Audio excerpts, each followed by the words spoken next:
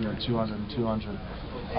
So, we don't get to focus on it too much. But, I mean, we still, keep that in the back of our brain just because that is, the game or whatever. But, this week is definitely more important than, any future times. Dexter, you know that you go into a game like Saturday knowing you may be a little frustrated on the defensive front because this guy gets the ball, gets rid of it pretty quick.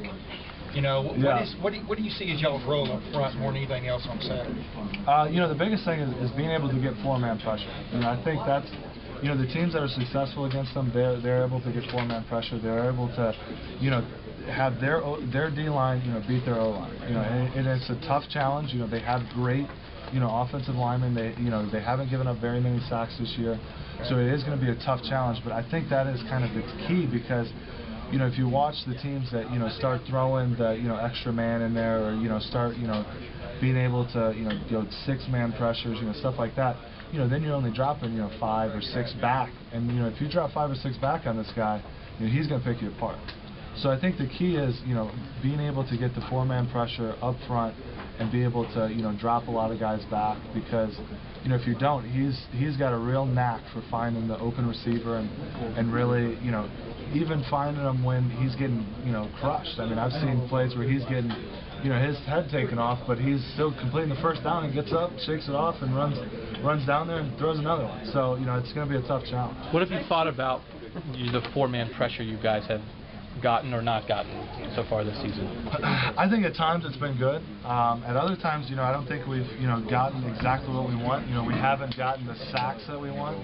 I mean, if you look at the our sacks this year, it hasn't been great. It hasn't been phenomenal. I think we have been getting hits on guys. But the thing is you can hit a guy, but when he completes a first down or something, it doesn't really mean much. So I think, the thing is we've been doing okay, but we need to definitely improve. Dexter, it's pretty clear that the national media thought of your first 3 wins as statement victories, and this last one not so much. Did the way that people were talking about you early in the season, does that make you hungry to get back to that and get another statement victory?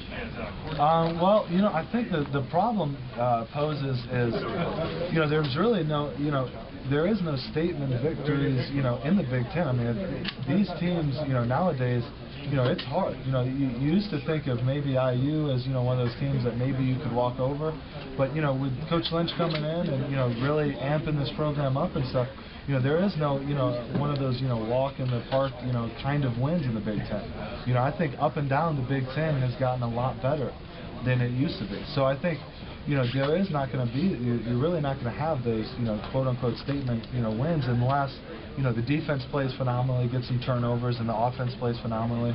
But, the bottom line is, we need to come out of this season, with wins. We need to make sure that we understand that every week, we need to get a win and do whatever it takes to get that. Dexter, do you sense, though, I mean, obviously, you guys had a good win against Miami, won those other games by a good margin. Is the mood of the team any different? Do guys, when you have a tight win like that, are guys any different this week? Do they have a different attitude at all? Or guys? I think so on defense. I think in the past we've kind of been satisfied with okay, we got to win, all that kind of stuff.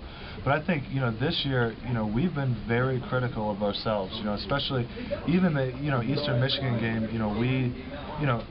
They scored 20 points. The offense scored 72 or 73, and the defense they let up 20 points, and we were angry. I think talk about that being a statement game, but when you go back and watch the film, coaches were not happy with our defensive performance.